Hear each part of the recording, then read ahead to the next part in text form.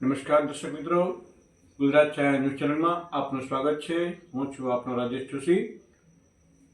3-4 દિવસના બ્રેક બાદ આજે આપને મળી રહ્યા છીએ। ત્યારે આજે વાત કરવી છે ભાવનગર જંગલ ખાતાના અધિકારી અને પત્ની અને 2 બાળકોની હત્યા કરી તેની લાશને ઘરના ફળિયામાં દાટી દેનારા હેવાન બનેલા શૈલેષ ખાંભલાની।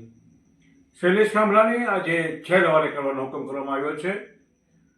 શૈલેષ ખાંભલાને રિમાન્ડ પૂરા થતાં આજે પોલીસે કોર્ટમાં રજૂ કર્યો હતો અને કોર્ટમાં તેને રજૂ કર્યા બાદ પોલીસે વિવિધ પ્રકારની દલીલો કરી હતી અને આરોપી સંદર્ભના વિવિધ પુરાવાઓ પણ દર્શાવ્યા હતા। આરોપી શૈલેષ ખાંભલાને કોર્ટે આજે જેલ હવાલે કરવાનો હુકમ કર્યો છે। દરમિયાન તેની જે પ્રેમિકા હતી, જે જંગલ ખાતાની અધિકારી જ છે, તેને પોલીસે ફરી પૂછપરછ માટે બોલાવી છે અને તેની પૂછતાછમાં કેટલીક ચોંકાવનારી બાબતો હજુ બહાર આવે તેવી શક્યતાઓ નકારી શકાતી નથી।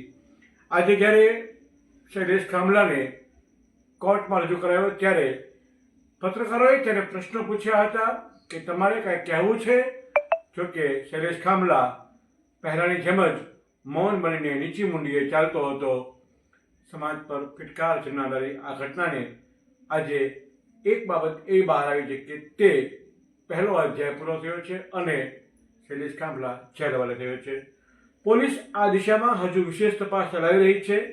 જો શૈલેષ ખાંભલાની પ્રેમિકા કાંઈક વિગતો ખોલશે અને બીજી બાબતો કાંઈક બોલશે તો શૈલેષ ખાંભલાને જેલમાંથી ફરી બહાર લાવી તેના રિકન્સ્ટ્રક્શન સાથે તેની ફરી પૂછતાછ થઈ શકે તેવી સંભાવનાઓ પણ નકારી શકાતી નથી।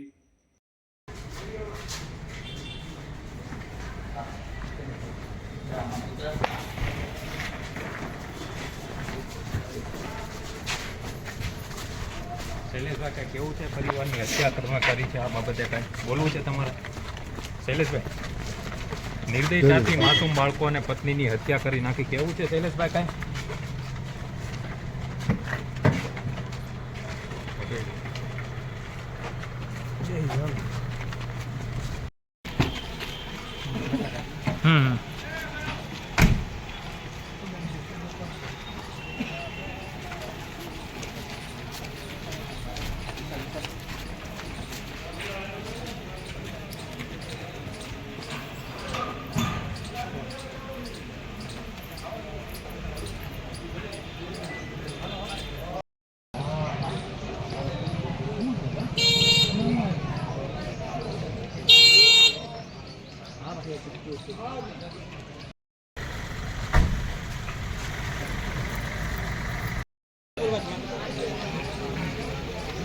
થોડા વિશાલ પાછળ